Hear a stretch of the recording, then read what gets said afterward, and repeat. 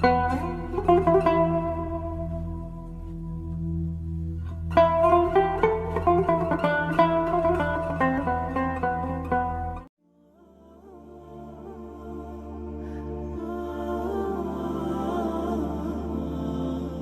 want to share a story with you.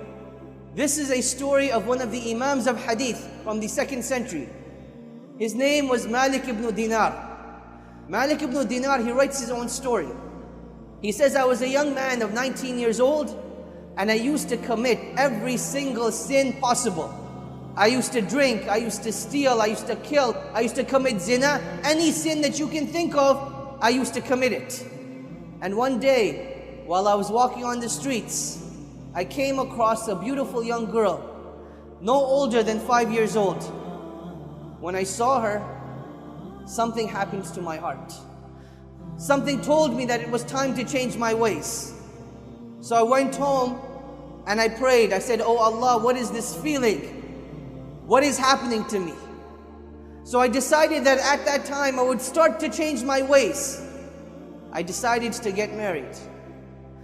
Lo and behold, 9 months later, Allah subhanahu wa ta'ala grants me a beautiful young girl named Fatima.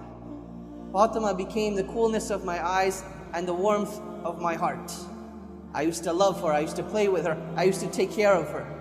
And one day, while I was sitting on the chair, I was about to take a drink of alcohol. She came and sat in my lap like she used to do, and she started to play with my beer. And as I was about to take a sip, she hit my hand and the glass went flying away. I thought to myself at that time, had it been anyone other than Fatima, I would have struck their neck. But Allah had placed so much love and mercy in my heart for her that I couldn't do anything except for embrace her and kiss her. And that was the day that I stopped drinking. Time goes on, I'm becoming a better individual, I'm changing my ways. And along this journey, Fatima is becoming more beloved and more dear to me. Fatima now turns 5 years old. She reminds me of that beautiful young girl that I saw on that street that helped me change my ways. But at that time, Allah subhanahu wa ta'ala tried me with a trial so great, it was as if no one on the planet had been tried with such a trial before. Allah subhanahu wa ta'ala took Fatima away from me. She died. I went into depression, I became sad. I didn't know what to do. So I started to drink again, in hopes that the pain would go away. I used to drink, and I used to drink, and I used to drink. In the nighttime I would drink so that I could pass out during the day, and during the day I would drink so that I could pass out during the night. And one day when I passed out during the day, Allah subhanahu wa ta'ala showed me a vision. The day of judgment had begun. And as I arose, other people arose as well. And there was chaos everywhere. People were running, yet I had no idea what they were running to or what they were running from. And as I started to run with the people, I noticed that I was the only individual that had a giant black snake right behind him.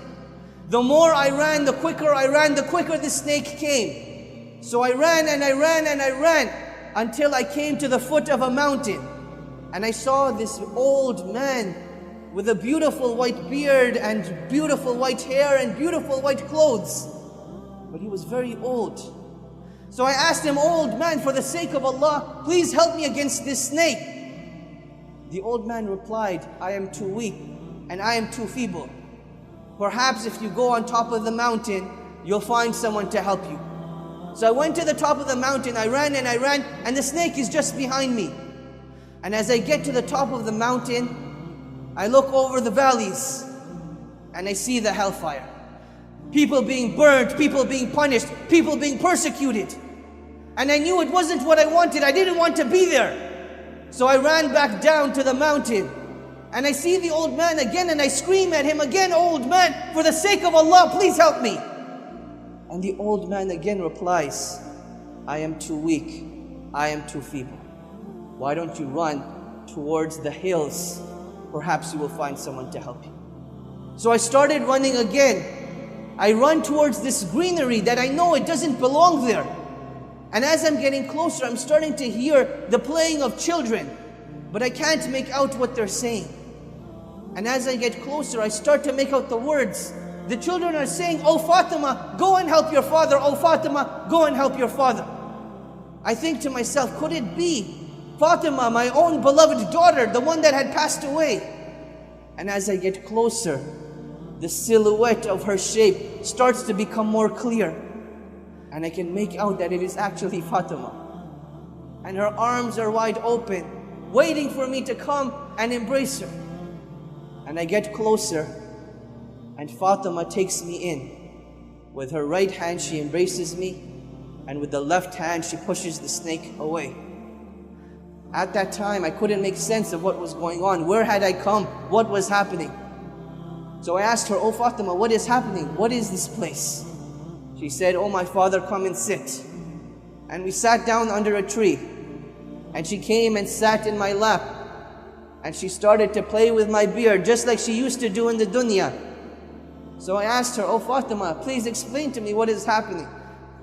She says, "Oh my father, this is the day of judgment. That black snake that you saw, those were your evil deeds. They had become so many, they had become so strong, that if it hadn't been for me, they would have destroyed you today. That old man that you saw in the white clothing with the white beard, with the light on his face, those were your good deeds. They had become so few and so little that they would be no avail to you today. Oh my father, has it not come time for you to change your ways?" She recited a verse from the Quran. She said, "Alam ya'ni lilladhina amanu an takhsha'a qulubuhum bi dhikrillah." That has the time not come for the hearts of the believers to be moved by the remembrance of Allah subhanahu wa ta'ala. At that time, Malik ibn Dinar, he woke up. He wakes up and he hears the adhan of Maghrib going off. He makes wudu and he hurries to the masjid. And as the salah begins, he hears the imam reciting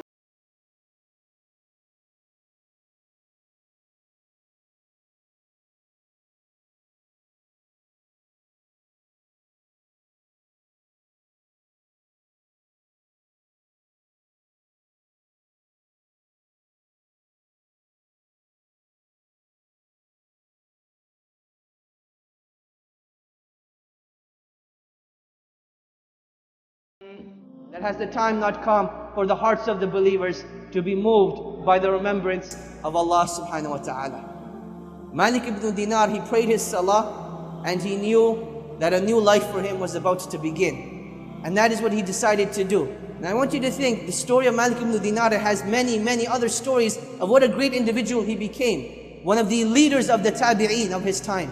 But how did this individual get to such a state? Every individual has a turning point in their lives where they can become better people or they can become worse people. A conscious decision of which way you want to go, towards Jannah or towards the Nar.